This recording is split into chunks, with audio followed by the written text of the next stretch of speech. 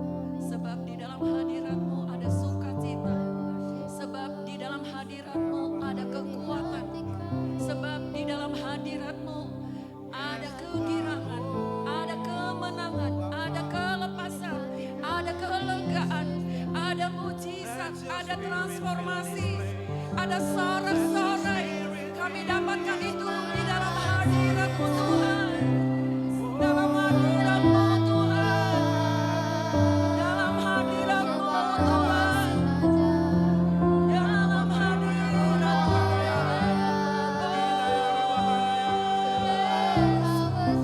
Yes Lord, yes Lord, yes Lord, yes Lord Jesus. Come Holy Spirit, come Holy Spirit.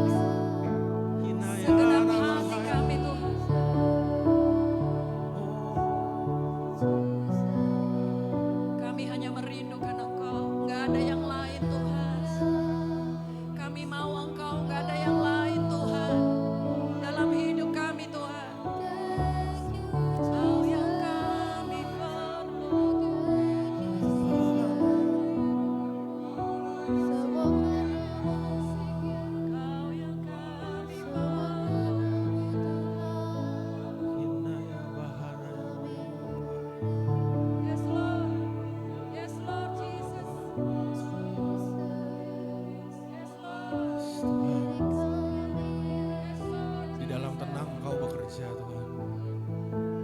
Di dalam tenang Tuhan bekerja Tuhan. Di dalam diam Tuhan bekerja Tuhan. Ini kami Tuhan, anak-anak-Mu Tuhan. Kami mau berdiam Tuhan. Kami mau berdiam Tuhan di hadapan-Mu Tuhan. I just want to worship You Lord. Kami cuma mau berdiam, bersabar Tuhan. Kami mau diam di hadirat-Nya Tuhan. Kami mau masuk ke dalam hadirat Tuhan. Penuhi hati kami Tuhan. Penuhi hati kami Tuhan. Fill this place. Penuhi Tuhan. Kalau kami masih ada yang kosong, penuhi kami Tuhan. Penuhi kami Tuhan, penuhi kami Tuhan. Penuhi kami Bapa.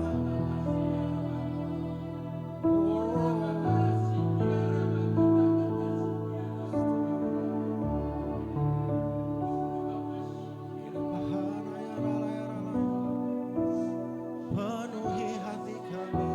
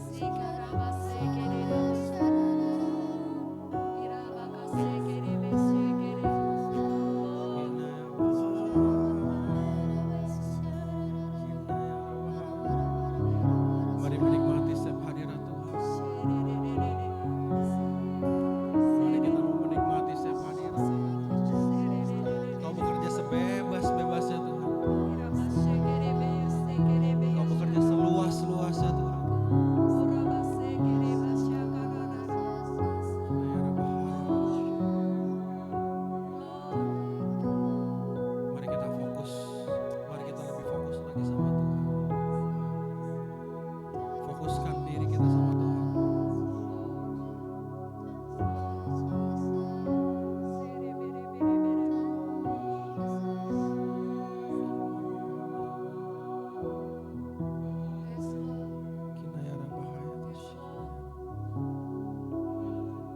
Kinayara bahaya tasyikara. Kinayara bahara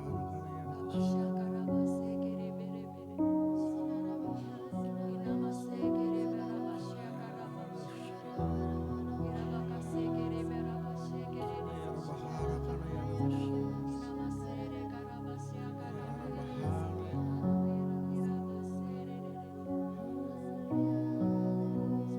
Kinayara bahara.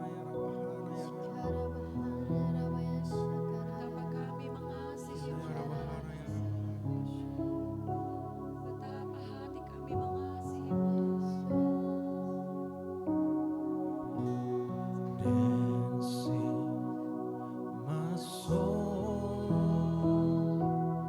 my Savior God, to Thee. How great Thou art! How great Thou art! This is my soul, my Savior God, to Thee.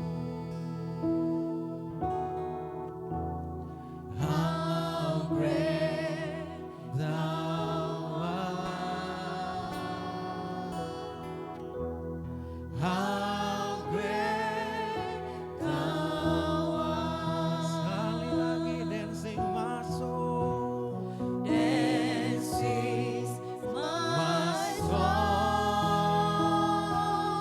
my Savior God, to Thee. Thank you, Lord.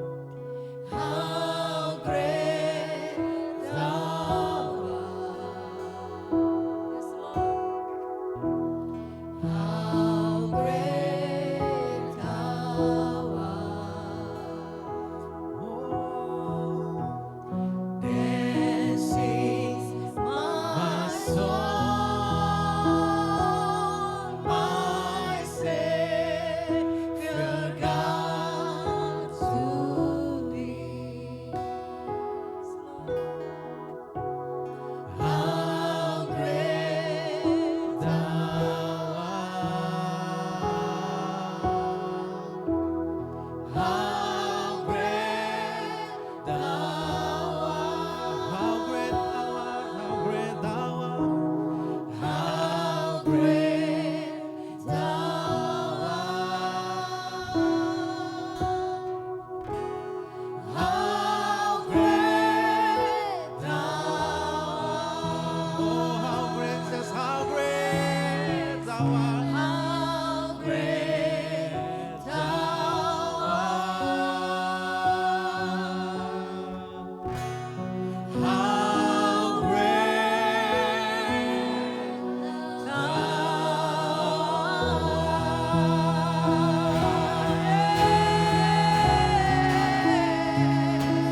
Yes, Lord. Terima kasih. Terus sembah Dia. Yes, Lord. Tuhan, terpujilah nama-Mu. Kuduslah Engkau Tuhan.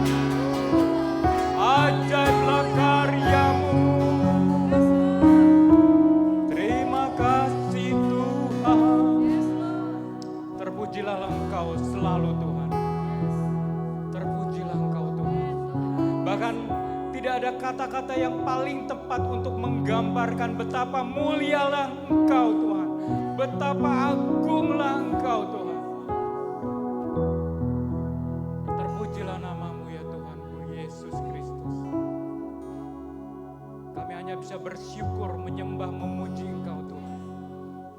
Hanya ini yang bisa kami balas kebaikan-Mu ya Bapa. Kalau sebentar kami mau mendengarkan pesan-Mu ya Bapa. Urapilah anakmu ini Bapa. Berikan kemampuan bagi anakmu ini Tuhan. Berikan hikmat untuk menyampaikan pesan-Mu. Dan biar pesan yang disampaikan ini begitu powerful. Yang menempelak kami semua. Yang mengajarkan kami, membimbing kami, menguatkan kami. Bahkan memuaskan dahaga kami Tuhan. Kami mau menyantap santapan rohani firman-Mu ya Bapa. Kami mau berikan pikiran kami, hati kami untuk mendengarkan pesan-Mu Tuhan. Terima kasih Bapa. Dan kami percaya hari ini Engkau akan bicara sesuatu yang berbeda bagi kami semua Tuhan. Dan kami percaya firman-Mu adalah pelita bagi kami semua. Terang bagi jalan kami. Kami sambut firman-Mu di dalam nama Tuhan Yesus. Semua katakan amin. Yes, sebelum duduk kasih salam.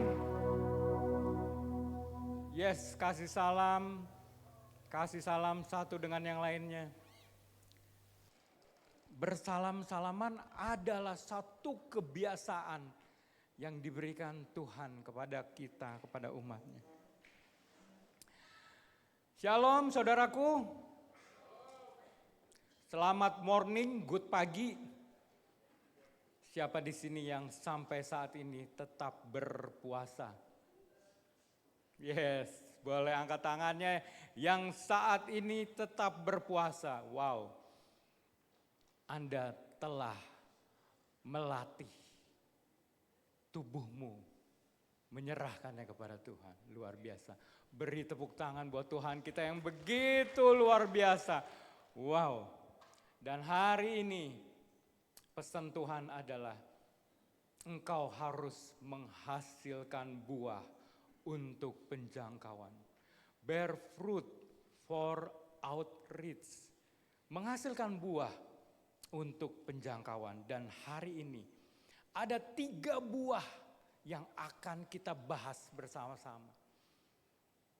Dan saya rindu kalau ketiga buah ini selalu ada di dalam kehidupan kita sampai waktu kita selesai di dunia ini. 3 buah itu adalah buah pertobatan, buah jiwa-jiwa, dan buah roh. Dan di sela-sela bahasan kita tentang buah-buah ini, kita akan bahas pertanyaan-pertanyaan yang sering dan sangat mengganggu kita. Karena sampai sekarang walaupun kita sudah katakan jawabannya, terus menerus ditanyakan kepada kita. Kita tes ya, pertanyaan pertama adalah apa yang membuat saudara pertama kali ke gereja? Dijawab di dalam hati. Apa yang buat pertama kali ya yang menyebabkan saudara datang ke gereja? Direnungkan.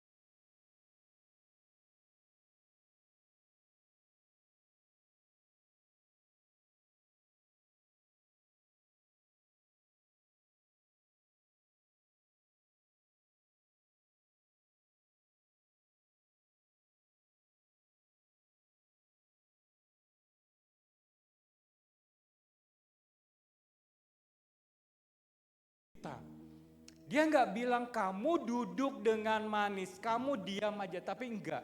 Dia bilang dia menetapkan kita supaya kita pergi dan menghasilkan buah.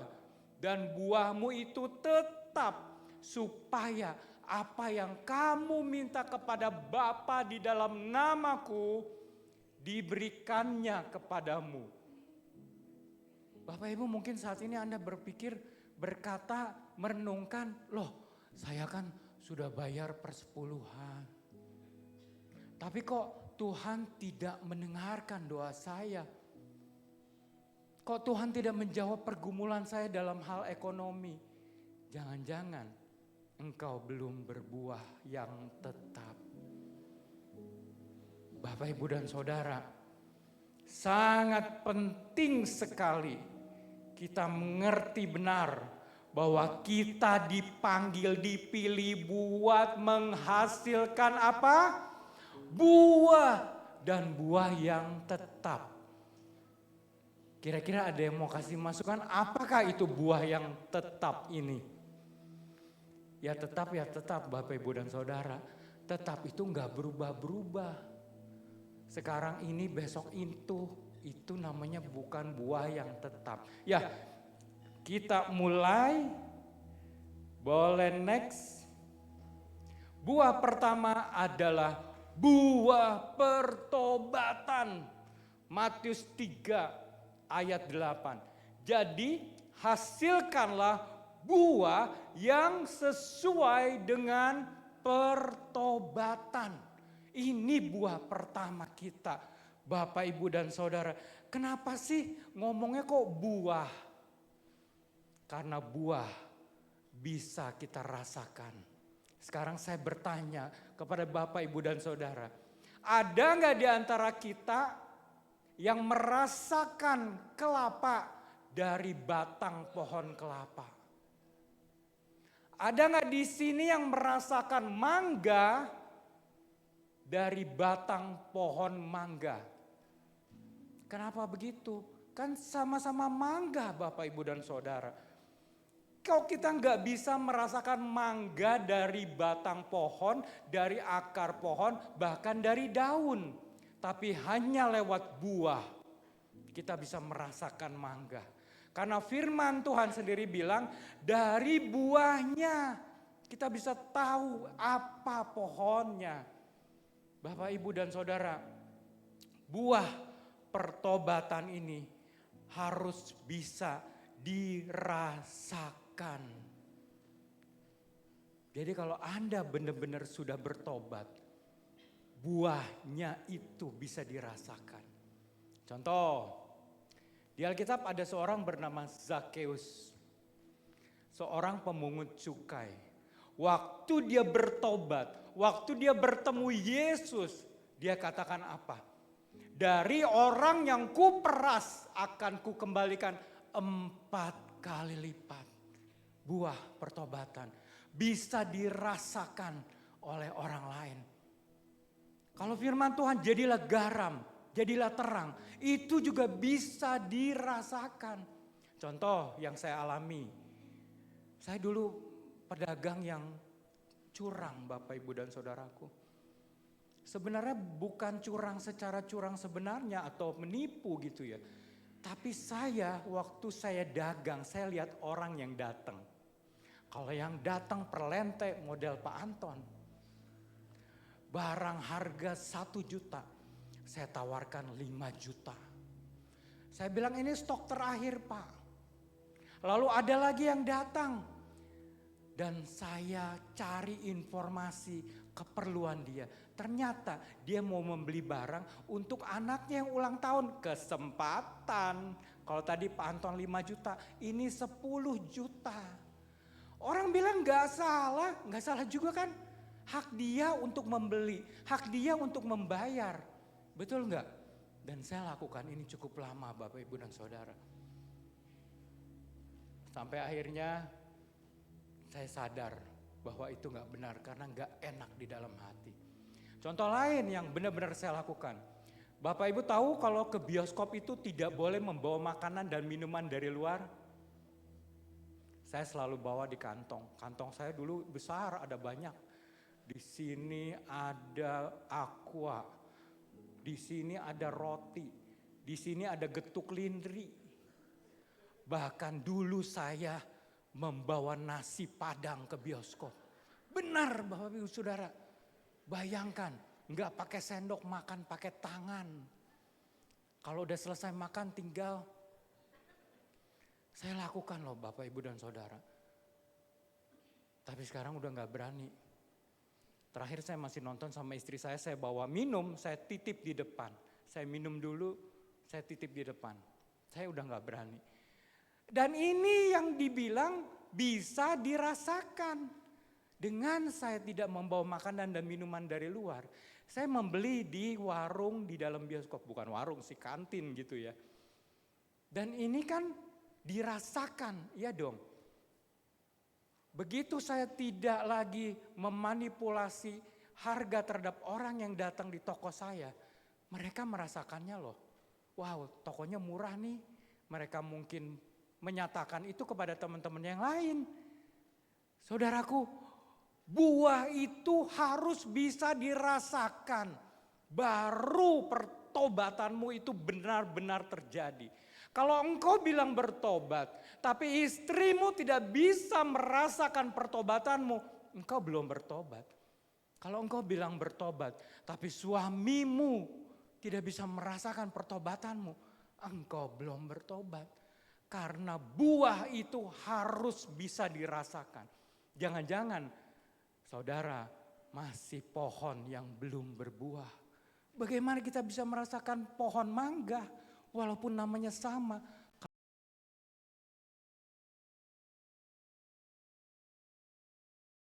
Kita sampai ke pertanyaan kedua. Nah, oke, boleh next. Oke, Bapak Ibu, jelas ya kalau pertobatan itu.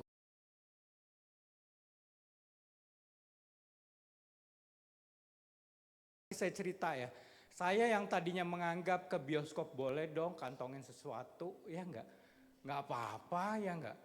Tapi saya berubah pikiran saya 180 derajat.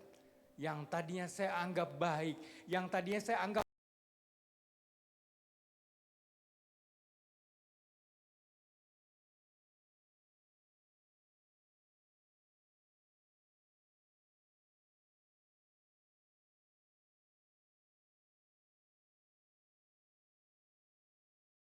jadi pertobatan memang pertama kali ada di pikiran, baru tindakan. Dan orang yang paling dekat dengan engkau, dia tanmu. Oke, nah baru kita lanjut deh ke pertanyaan kedua. Untuk apa saudara ke gereja? Jadi tadi pertanyaan awal ya Bapak Ibu Saudara ya. Awalnya kenapa sih kamu ada di sini? Kenapa di gereja? Karena tadi jawabannya karena Tuhan yang memilih saudara. Kedua, buat apa sih saudara ke gereja?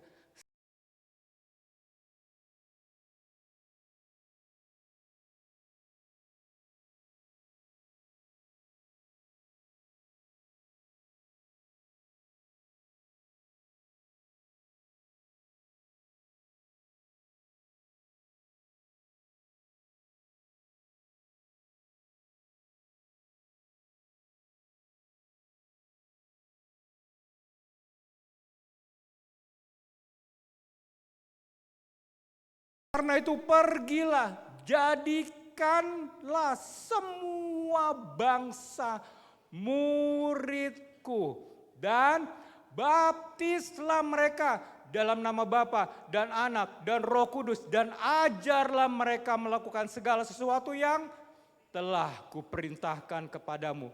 Dan ketahuilah, aku menyertai kamu senantiasa sampai kepada akhir zaman. Yuk kita bahas. Kita bahas ayat ini Bapak Ibu dan Saudara. Ini ayat adalah wasiat terakhir sebelum Yesus naik ke surga. Coba kita perhatikan, mengapa Anda ke gereja untuk melakukan amanat agung. Sekarang izinkan kembali saya bertanya. Bapak Ibu, amanat agung ini buat siapa? Buat murid-murid Tuhan Yesus saja? Atau buat kita semua? Buat kita semua, setuju ya?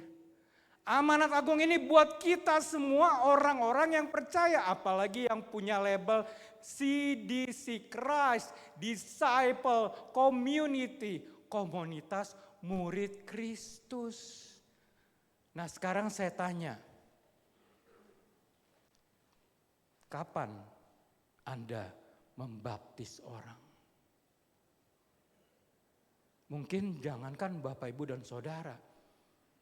Istri saya, mungkin Ciseni sendiri, mungkin di dalam hidupnya sepanjang umurnya, mungkin dia tidak akan pernah langsung membaptis orang. Kalau begitu apakah firman ini salah? Dengarkan baik-baik. Dan baptislah mereka, perintah Tuhan. Kalau begitu apakah perintah Tuhan ini salah? Kapan saudara akan membaptis orang? Secara langsung, mungkin tidak akan pernah seumur hidup saudara. Saudara, ayat ini tidak salah. Ayat ini benar. Makanya untuk itulah Bapak Ibu datang ke gereja ini untuk melakukan amanat agung. Kita buktikan ya, boleh next Kak. Yohanes 4 ayat 1. Ketika Tuhan Yesus mengetahui bahwa orang-orang Farisi telah mendengar bahwa ia memperoleh dan membaptis murid lebih banyak daripada Yohanes. Siapa yang membaptis lebih banyak dari Yohanes? Yesus. Betul enggak? Yesus membaptis lebih banyak dari Yohanes. Lihat ayat keduanya. Meskipun Yesus sendiri tidak membaptis, melainkan siapa? Murid-muridnya. Inilah amanat agung digenapi. Kalau saudara berada dalam gereja, terlibat dalam pelayanan, dalam satu tim, walaupun yang membaptis langsung Pastor Chris ataupun saya, tapi Anda semua mendapat kreditnya. Anda mendapat jasanya sehingga amanat agung tadi tergenapi. Anda semua melakukan amanat agung. Untuk itu mari terlibat di dalam pelayanan.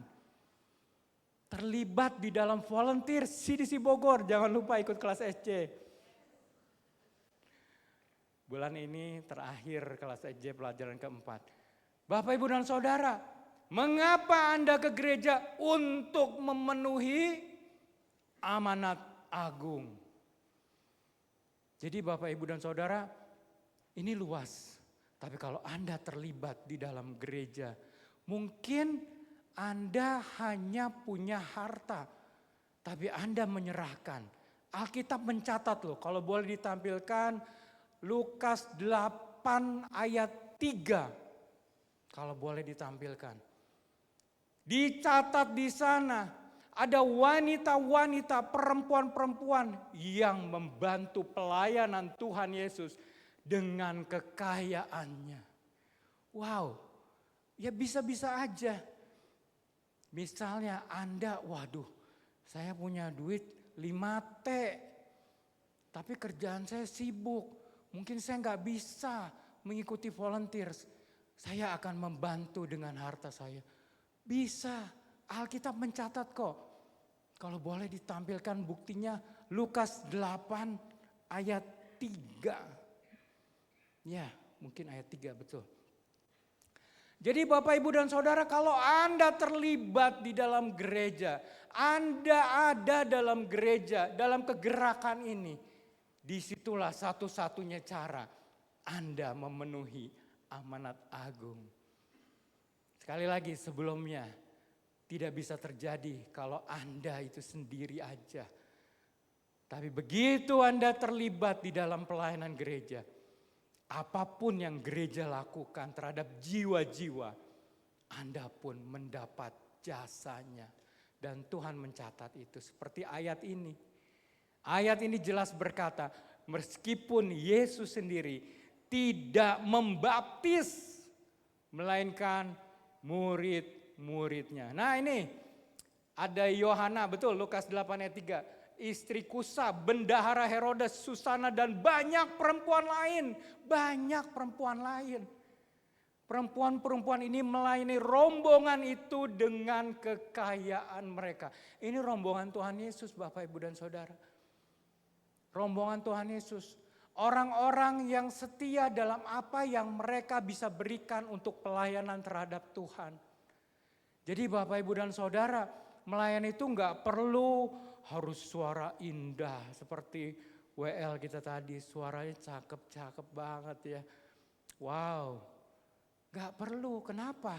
Karena Tuhan memberikan sesuatu yang khusus bagi Bapak, Ibu, dan Saudara. Mungkin Bapak, Ibu, dan Saudara seperti wanita-wanita ini yang diberikan berkat di dalam ekonomi sehingga Anda bisa membantu pekerjaan Tuhan di tempat ini. It's okay. Dan saya katakan, wanita ini juga memenuhi amanat agung.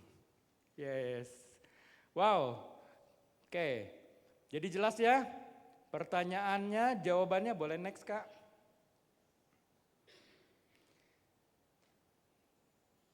Jelas ya? Buah kedua adalah jiwa-jiwa. Ya ini ayatnya sama, ini ayat amanat agung. Dan amanat agung ini ditujukan untuk jiwa-jiwa. Jadi Bapak, Ibu, dan Saudara, berapa waktu lalu saya punya kenalan bilang gini sama saya.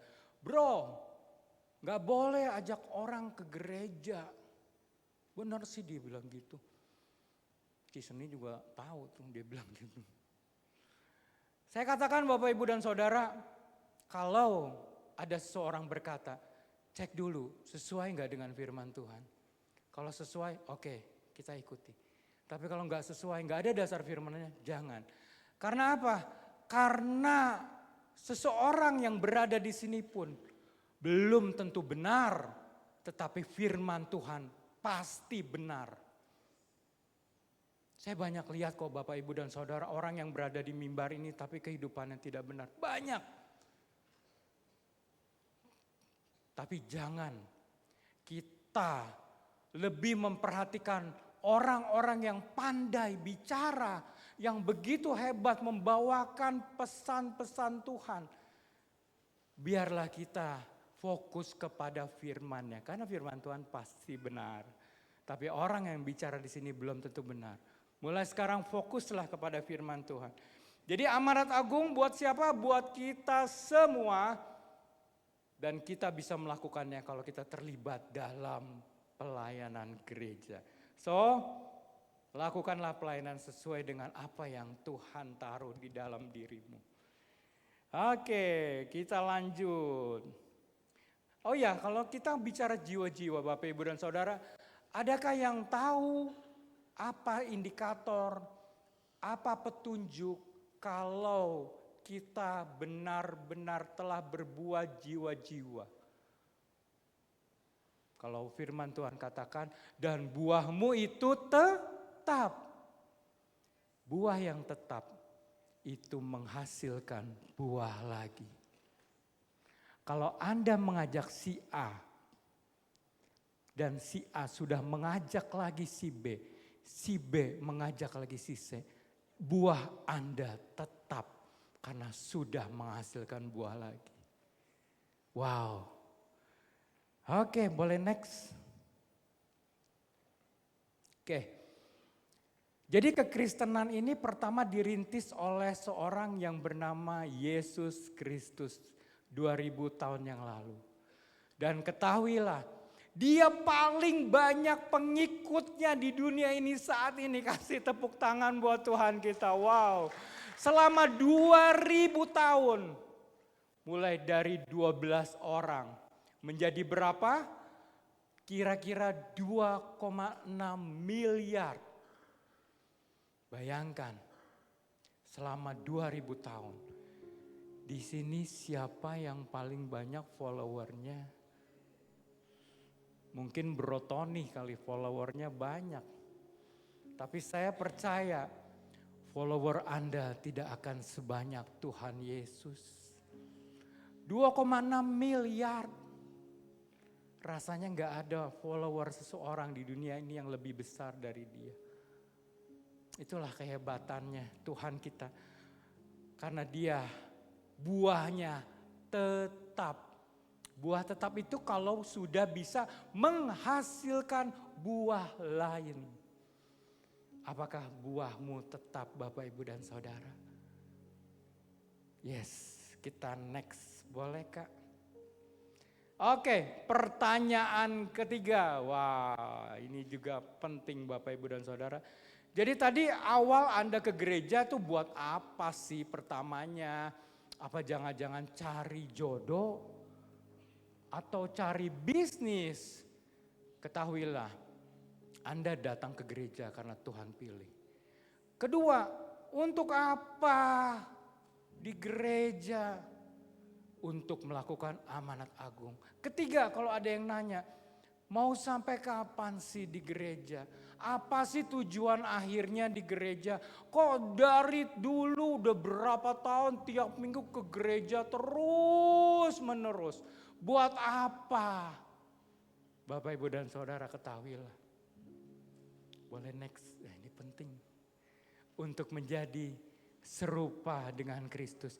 Jadi bukan tujuannya itu surga Bapak Ibu. Karena ada satu step yang harus kita lakukan. Yaitu untuk menjadi serupa dulu nih dengan Kristus.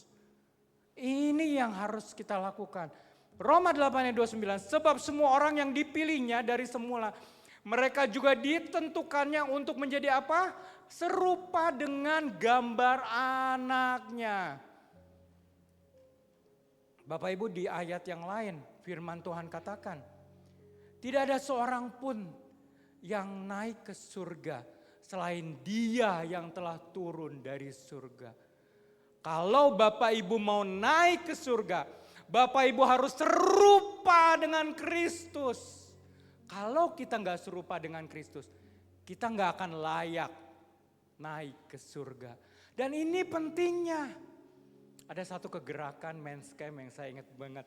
Dia bilang kesempurnaan seorang pria dan keserupaan dengan Kristus adalah hal yang sama. Pria yang sempurna adalah pria yang serupa dengan Kristus. Jadi Bapak Ibu dan Saudara, balik lagi kita semua ikuti firman Tuhan ya Bapak Ibu dan Saudara. Saya ambil contoh sedikit. Firman Tuhan tuh gak pernah salah, makanya firman Tuhan tuh dibaca. Dan di dalam gereja kita saling menegur, kita saling mengasah. Amsal 27 ayat 17. Besi menajamkan besi, orang menajamkan sesamanya. Mungkin ada gesekan, tapi untuk itulah Anda di sini. Bapak Ibu dan Saudara, firman Tuhan tuh gak pernah salah. Saya kasih contoh satu firman Tuhan. Hai suami, kasihilah istrimu.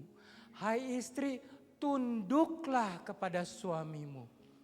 Iblis sekarang banyak memutarbalikannya. Makanya banyak suami-suami yang takut sama istri, terbalik.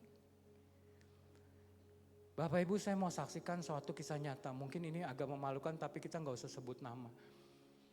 Yang lebih sulit minta maaf istri apa suami? Ada.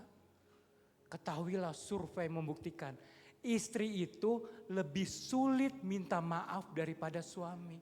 Makanya perintah Tuhan, hai istri tunduklah kepada suamimu. Sedangkan suami lebih gampang mengumbar permohonan maaf. Beberapa tahun yang lalu, kayaknya lebih deh 10 tahun yang lalu. Saya diminta oleh teman saya untuk ngegerebek istrinya di hotel. Istrinya selingkuh. Hotelnya di Bogor. Saya udah gak mau pergi tapi teman saya maksa, ayolah bro bantu saya. Jadi dia sewa detektif. Dan detektif ini bilang ada di hotel A. Oke siap kata teman saya. Dia mohon ayo bro bantu saya. Ya udah saya bantu. Saya setirin dia ke hotel itu. Dan kami nunggu di depan kamarnya. Ini beneran Bapak Ibu sungguh terjadi. Mau diketuk pintunya, teman saya gak berani. Saya disuruh ketok, saya juga gak berani jujur. Kita tunggu di depan pintu itu jam-jaman. Dan akhirnya mereka keluar, benar keluar. Istri teman saya ini dengan selingkuhannya. Pas dia keluar, teman saya langsung emosi ya. Dia langsung tunjuk istrinya dan disebutkan kata-kata yang biasa kita dengar di taman safari. Tahu nggak kata istrinya apa? Hei, ini semua salah lu. Oh, saya kaget. Yang salah siapa? Cewek itu disurvei lebih sulit minta maaf. Istri saya juga cerita mumpung orangnya nggak ada nih. Tapi dulu ya. Minta maaf tuh susah. Sampai saya pepet-pepetin baru keluar maaf. Tapi udah keluar maaf ada kata tapi. Istri tuh begitu. Sebaliknya suami sulit kasih ucapan terima kasih. Makanya firman Tuhan, hai suami kasihilah istrimu. Terima kasih. Siapa di sini yang suami suka berterima kasih setiap kali istrinya melakukan sesuatu buat suaminya? Apakah itu masak? Apakah itu hal yang lain yang seolah-olah kewajiban istri? Tapi suami coba, benar gak ibu-ibu? Jarang kan ya ibu-ibu ya? Misalnya dimasakin makanan, disiapin baju, terima kasih ya istriku. Wow, mulai sekarang bertobat bapak-bapak ya. Turuti perintah Tuhan. Balik lagi ke laptop ya Bapak Ibu dan Saudara. Untuk menjadi serupa dengan siapa? Dengan Kristus. Karena kalau kita nggak serupa Kristus Bapak Ibu dan Saudara, kita nggak bisa masuk surga. Kita harus sama, sefrekuensi dengan Kristus. Nah boleh next. Yes. Buah ketiga, buah roh. Nah ini kita akan bahas Bapak Ibu dan Saudara. Galatia 5, 22, 23. Tetapi buah roh ialah kasih, sukacita, damai sejahtera, kesabaran, kemurahan. Dulu waktu sekolah minggu saya hafal banget lagu itu dan saya suka banget. Kebaikan, kesetiaan, kelemah lembutan, penguasaan diri. Tidak ada hukum yang menentang hal itu. Cuma Bapak Ibu dan Saudaraku, dulu saya itu nggak mengerti ayat ini. Buah roh itu satu, tunggal, bukan jamak Bapak Ibu dan Saudara. Dulu pernah ada permen yang namanya nano tahu? Satu permen 3 rasa ya. Asin, asam, pedas. Pedas teh. Manis, asin, asam bukan pedas. Permennya 1 rasanya 3. Buah roh pun begitu. Buahnya 1 rasanya 9. Bukan buahnya 9, boleh next. Jadi buah roh itu 1 buah dengan 9 rasa. Nah, kata buah di dalam Galatia 5 dari bahasa Yunani artinya karpos, itu bentuk tunggal. Paulus memakai kata karpos artinya buah dalam bentuk tunggal, 1, bukan jamak. Kalau jamaknya karpoi. Saya mau makan karpos pepaya, buah pepaya 1. Kalau saya mau makan karpoi pepaya, berarti saya mau makan banyak buah pepaya. Jadi Bapak Ibu dan Saudara, dulu saya salah. Saya pikir gini Bapak Ibu. Nah ini saya akan ilustrasikan ya. Saya akan ilustrasikan. Saya pikir saya masih kurang di dalam kemurahan. Boleh tadi balik lagi next, ke belakang. Nah, saya masih kurang dalam kemurahan nih. Balik lagi dikit bro. Thank you. Kenapa? Saya berat dalam memberi. Saya mesti baik dalam hal itu. Lalu satu lagi, saya masih kurang, ini saya pribadi ya Bapak Ibu dan Saudara. Saya masih kurang dalam penguasaan diri nih. Saya harus melatih. Saya dengar kalau kita lagi marah, lagi emosi, Tarik nafas dalam-dalam, hembuskan. Benar sih beberapa saat amarahnya berkurang, tapi setelah ditumpuk banyak meleduk juga. Jadi nggak bisa Bapak Ibu dan Saudara. Lalu gimana caranya supaya kita memiliki buah roh ini? Nah ini dia yang menarik. Boleh next lagi. Oke ini, yes. Nah satu-satunya cara supaya kita dapat berbuah roh adalah dengan kepenuhan Roh Kudus. Ya benar, kepenuhan Roh Kudus. Benar, dengarkan ini. Kepenuhan Roh Kudus adalah keadaan di mana seluruh hidup kita dikuasai, dituntun dan dimampukan oleh Roh Kudus. Baru Roh Kudus berbuah dalam hidup kita. Saya kasih contoh satu ya Bapak Ibu dan Saudara. Ini tadi saya balik lagi ke tas karena saya mau ngambil ini. Ini sarung tangan istri saya buat cuci piring, saya pinjam dulu. Oke, saya gambarkan sarung tangan ini adalah kita, adalah saya. Dan Roh Kudus adalah tangan saya. Oke, saya kasih ilustrasi ya Bapak Ibu Saudara.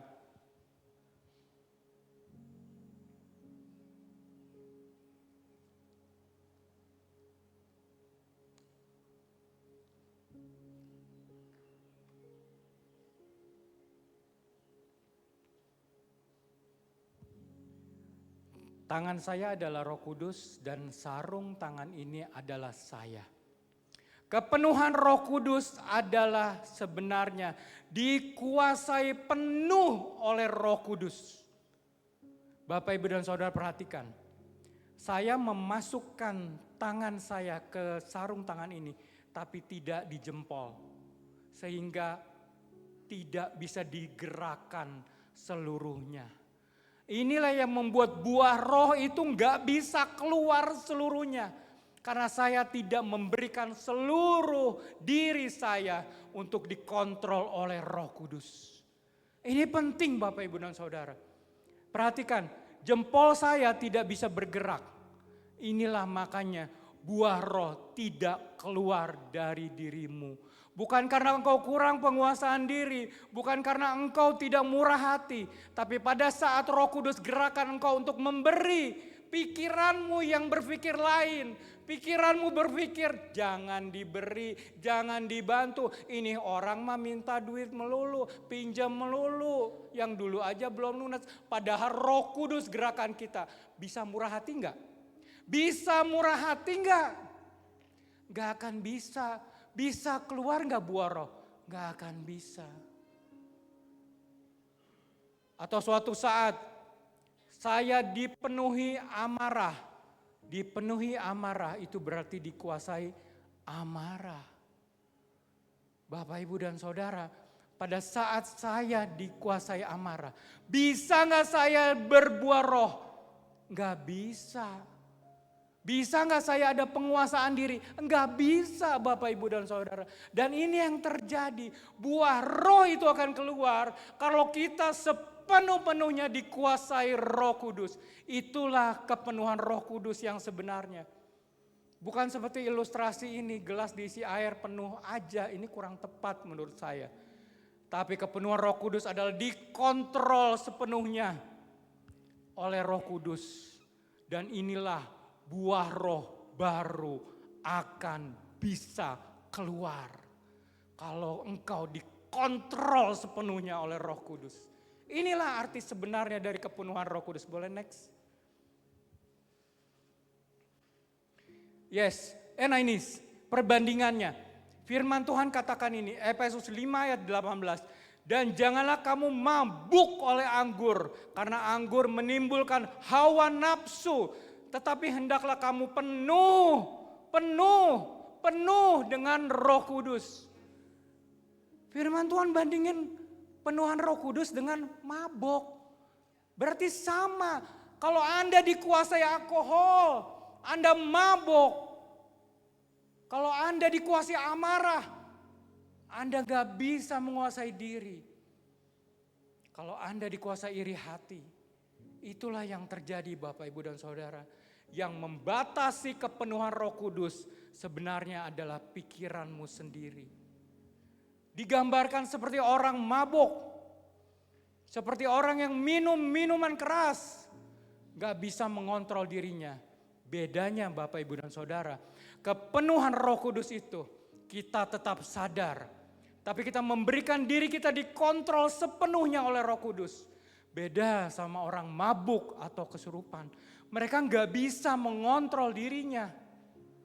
Dan inilah yang dibandingkan oleh firman Tuhan, oleh Alkitab. Kepenuhan Roh Kudus itu digambarkan seperti orang mabuk. Berarti kepenuhan Roh Kudus itu digambarkan seperti orang yang dikontrol sepenuhnya oleh Roh Kudus. Boleh next? Nah, kata penuh adalah bentuk kata kerja Yunani yang secara tata bahasa adalah present continuous tense atau waktu sekarang yang berlanjut. Artinya kepenuhan Roh Kudus itu harus terus menerus. Baru buah roh itu akan keluar. 9 rasa akan dinikmati oleh orang lain. Dan mereka akan memuliakan Tuhan. Karena mereka melihat Kristus. Baru Anda akan bisa menjadi seperti serupa dengan Kristus. Kalau buah roh keluar dari dalam dirimu. Bapak, Ibu, dan Saudara. Firman ini jelas. Firman Tuhan tuh sebenarnya udah jelas banget sih. Kita gak perlu terjemahin lagi sebenarnya. Kita gak perlu tafsirkan lagi. Sudah jelas banget. Makanya pada suatu saat Anda tidak bisa menguasai diri Anda. Karena Anda tidak dipenuhi Roh Kudus. Karena Anda tidak dikontrol oleh Roh Kudus. Boleh next? Yes, next lagi. Kita harus selalu dipenuhi Roh Kudus. Dipenuhi Roh Kudus baru kita berbuah roh, baru kita menjadi serupa dengan Kristus. Tahapannya jelas ya Bapak Ibu dan Saudara. Dipenuhi Roh Kudus dulu, berarti berikanlah dirimu untuk dikontrol oleh Roh Kudus. Bukankah Paulus sendiri bilang, dan persembahkanlah tubuhmu sebagai persembahan yang hidup, yang kudus dan berkenan kepada Allah. Itulah ibadahmu yang sejati. Nah Bapak, Ibu, dan Saudara, sekali lagi. Kalau ada seseorang berkata, jangan ini, jangan itu, cek di Alkitab. Alkitab kita ini udah paling lengkap, bahkan dari makanan pun dia ada. Balik lagi ke tadi, ada kenalan saya yang bilang, jangan ajak-ajak orang ke gereja. Bagaimana jangan ajak? Orang Daud sendiri di Mazmur 122 ayat 1 bilang apa? Hatiku bersuka cita. Kalau ada orang yang mengatakan, mari kita pergi ke rumah Tuhan. Bukankah Ibrani 10 ayat 25 juga berkata demikian, janganlah engkau menjauhkan diri dari pertemuan-pertemuan ibadah seperti ini. Seperti dibiasakan oleh beberapa orang. Tetapi marilah kita saling menasihati dan semakin giat melakukannya menjelang hari Tuhan yang mendekat. Itu semua terjadi di mana? Di sini Bapak, Ibu, dan Saudara. Di gereja, besi menajamkan besi. Colek sebelahnya, semua terjadi di gereja, bro. Sis, semua terjadi di sini. Makanya bawa anak-anakmu dari kecil ke gereja, dari kecil ke CDC Kids. Saya ini produk CDC Kids. Saya ini produk anak remaja di gereja saya dulu.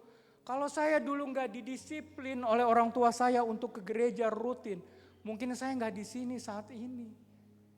Jadi orang tua, wahai, jangan kau biarkan masa keemasan anakmu hilang. Walaupun anakmu pernah nanti tersesat pada saat dewasa, tapi kalau pada saat kecil fondasinya kuat, dia akan kembali kepada Tuhan.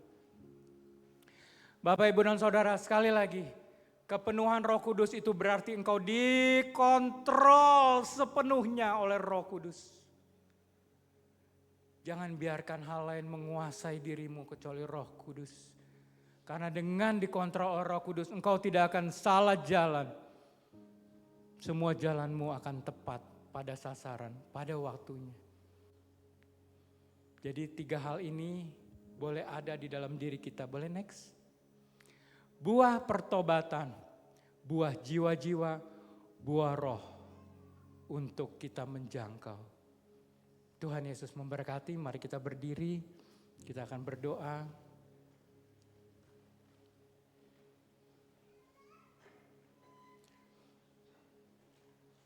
Yes. Bapa di surga, kami bersyukur atas firman-Mu yang telah kami dengar. Kami bersyukur atas penjelasan-penjelasan dari ayat-ayat yang kami baca, yang merupakan suara dari mulut-Mu sendiri ya Yesusku. Dan kami berdoa Tuhan, biar setiap apa yang telah kami dengar tertanam dalam hati kami Tuhan. Dan berbuah-buah berlipat kali ganda. Terima kasih Bapa untuk setiap hal yang telah kami dengar. Setiap buah yang telah kami canangkan dalam hati kami. Biarlah berbuah. Biarlah diri kami berbuah dalam hal pertobatan. Biarlah diri kami berbuah dalam hal jiwa-jiwa. Dan biar buah roh itu ada dan nyata dalam hidup setiap kami. Sehingga setiap orang dapat melihat kami dan berkata, inilah Kristus yang ada di dunia saat ini. Terima kasih Bapa atas firman-Mu yang menguatkan dan menyegarkan kami. Kami berdoa di dalam nama Tuhan Yesus. Amin.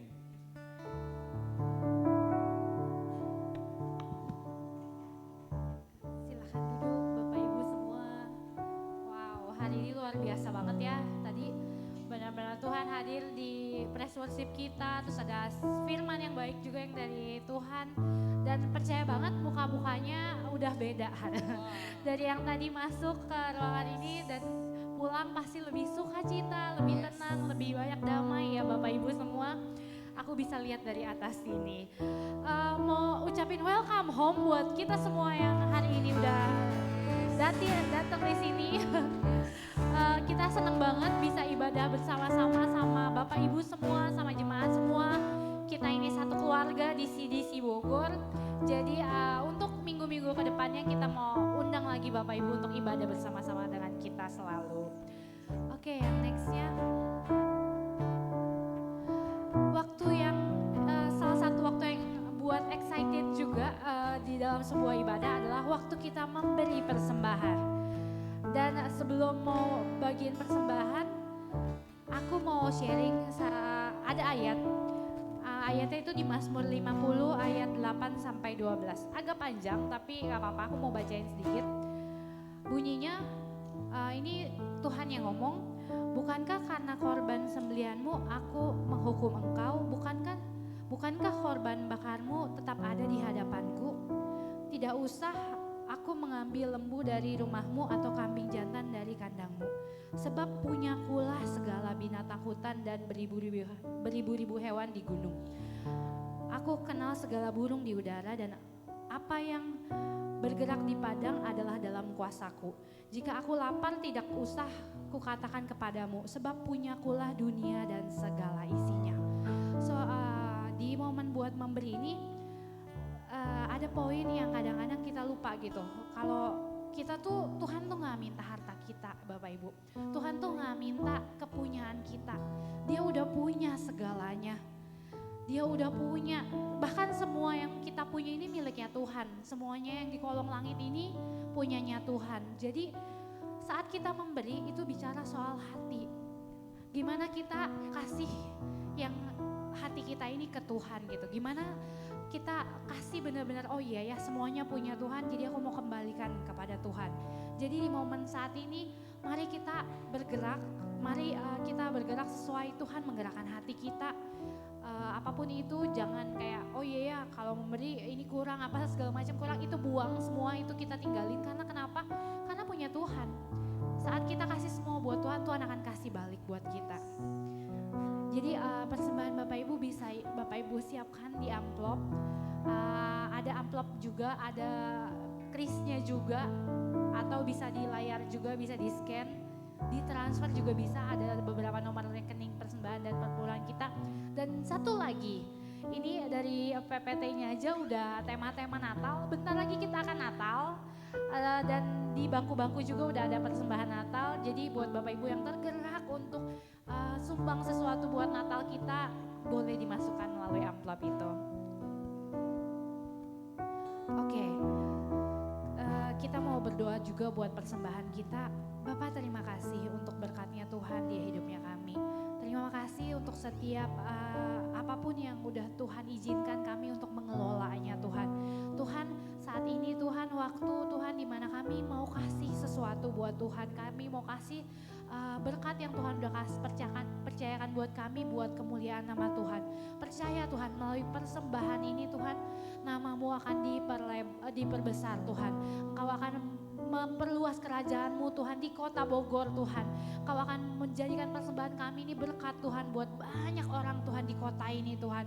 Bahkan banyak jiwa-jiwa yang akan terberkati Tuhan melalui apa yang akan kami tabur ini Tuhan. Dan kami percaya Tuhan saat kami memberi Tuhan, Tuhan akan gantikan berlipat-lipat lagi Tuhan.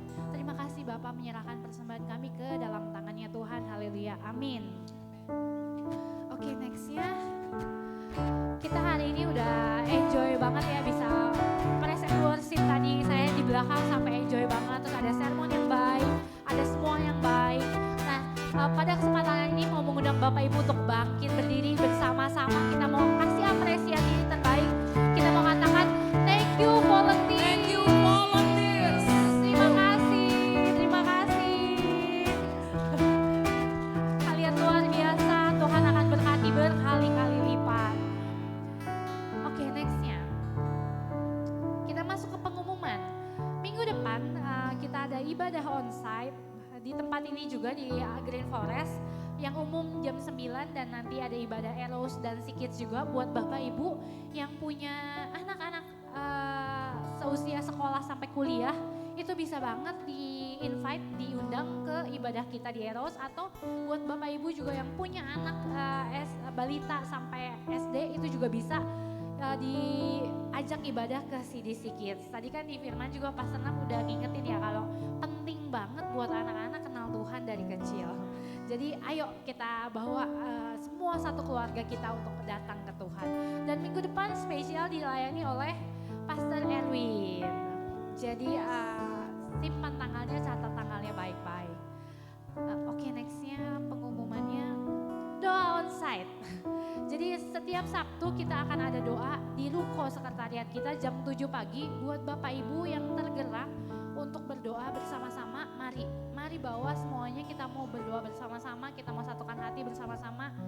Di situ kita doa bareng-bareng. Oke, nextnya kotak doa. Jadi mungkin Bapak Ibu udah tahu ya kalau di belakang itu ada kotak doa. Nah tapi cuman aku mau kasih sesuatu, mau cerita sesuatu, bukan cerita sih, mau ngasih sesuatu. Mungkin itu bentuknya cuman sekedar kotak dan tulisan. Kenapa harus masukin ke situ gitu kan? Kenapa nggak doa sendiri aja? Oh toh bisa doa sendiri di rumah apa segala macam. Tapi aku ingat satu hal Bapak Ibu semua. Aku dengar kata-kata, aku ingat kayak iman tanpa perbuatan itu adalah sia-sia gitu kan. Itu nggak ada apa-apanya. So jadikan kotak doa ini adalah langkah iman kecil kita untuk mengimani sesuatu yang besar itu terjadi. Jadi mari Bapak Ibu, buat Bapak Ibu yang punya permohonan, entah itu kesehatan, masalah keluarga, finansial, mari setia untuk masukin ke kotak itu. Kenapa? Karena kita dari tim pendoa rindu banget untuk berdoa juga bersama-sama, buat fight dalam doa juga buat pergumulannya Bapak Ibu. Jadi mari masukkan semuanya itu, mari beriman saat memasukkan kertas itu Tuhan udah jawab doanya. Oke, nextnya Carousel. Kita juga mengundang Bapak Ibu buat selalu datang ke Carousel di tengah-tengah minggu. Kita ada Carousel Family, Ibu-Ibu Eros, mungkin bisa dicocokkan semuanya. Nanti kalau Bapak Ibu yang belum tahu misalnya apa itu Carousel, apa itu kelompoknya, boleh tanya-tanya ke teman-teman yang udah ngajak Bapak Ibu semua ke sini. Oke, nextnya. Tadi yang sudah dijelaskan kalau terakhir kelas Expand Class bulan terakhir, boleh kasih applause dulu buat teman-teman yang udah ikut kelas ini. Tetap semangat karena kelas terakhirnya nanti 23 November jam 11.30 habis ibadah umum.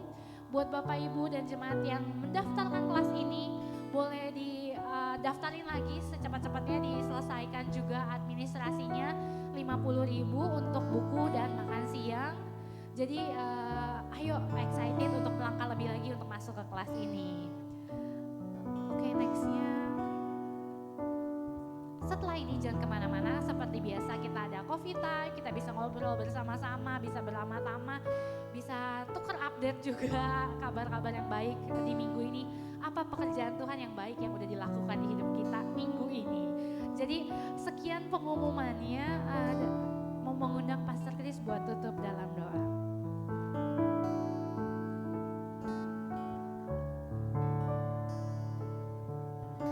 Puji Tuhan, kita sungguh diberkati oleh firman Tuhan.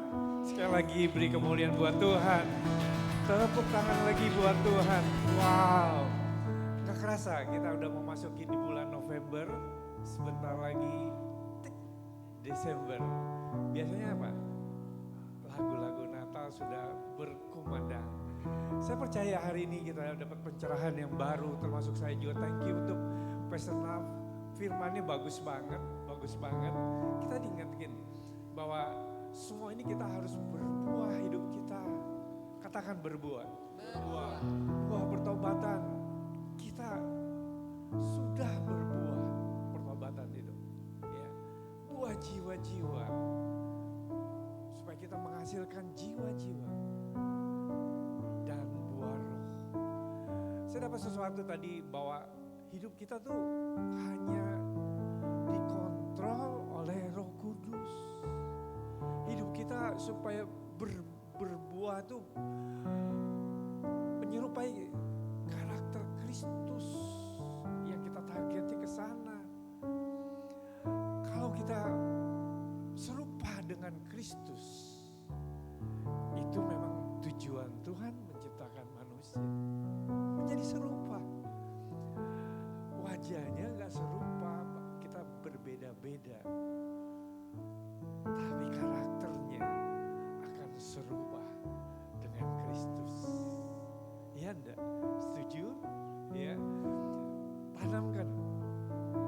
Jemaat CDC Bogor harus memiliki buah roh yang dipenuhi oleh roh setiap hari, setiap waktu.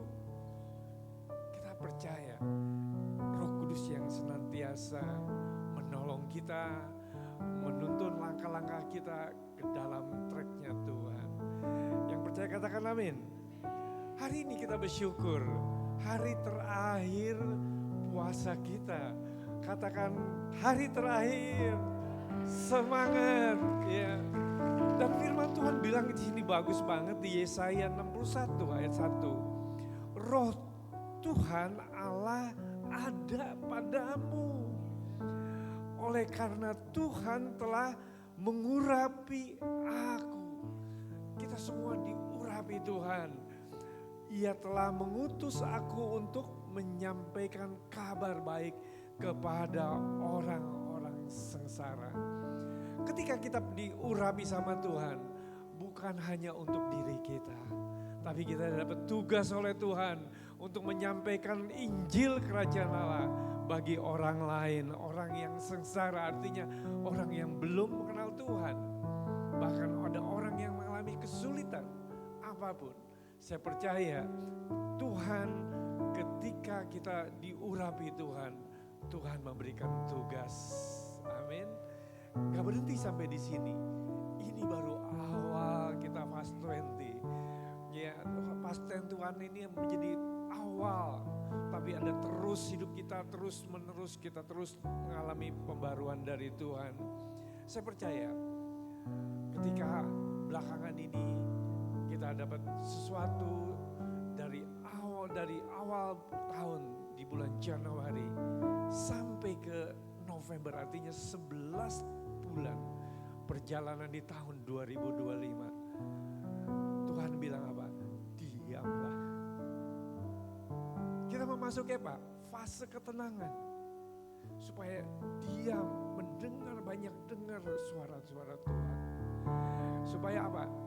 Kita dapat ketenangan. Dan bahkan apa? Ketika kita diam, maka Tuhan akan bekerja. Yang percaya katakan amin. Mari saya undang untuk bangkit berdiri. Dan kita akan akhiri ibadah kita dengan ucapan syukur. Terima kasih Tuhan untuk kasih dan anugerah-Mu. Terima kasih untuk kebaikan-Mu. Terima kasih Tuhan untuk kehidupan kami yang Tuhan pelihara. Bahkan Tuhan beri kesehatan, damai sejahtera dan sukacita memenuhi hidup kami. Kami bersyukur Tuhan untuk perlindungan-Mu bagi kami semua. Jemaat yang dikasihi Tuhan, kita mau terima berkat dari Tuhan. Mengangkat kedua tangan kita dan terima berkat dari Tuhan. Jemaat yang dikasihi Tuhan, Tuhan memberkati engkau. Tuhan memberkati hidupmu, keluargamu, bahkan pekerjaanmu, usahamu. Tuhan memberkati engkau. Tuhan melindungi engkau kemanapun kau pergi dan dimanapun kau berada. Tuhan melindungimu. Tuhan menyinari wajah dengan memberikan engkau kasih karunia. Tuhan menghadapkan wajahnya kepadamu dan memberi engkau damai sejahtera. Terimalah cinta kasih dari Allah Bapa, Yesus Kristus yang menyertai dengan Roh Kudus dalam hidupmu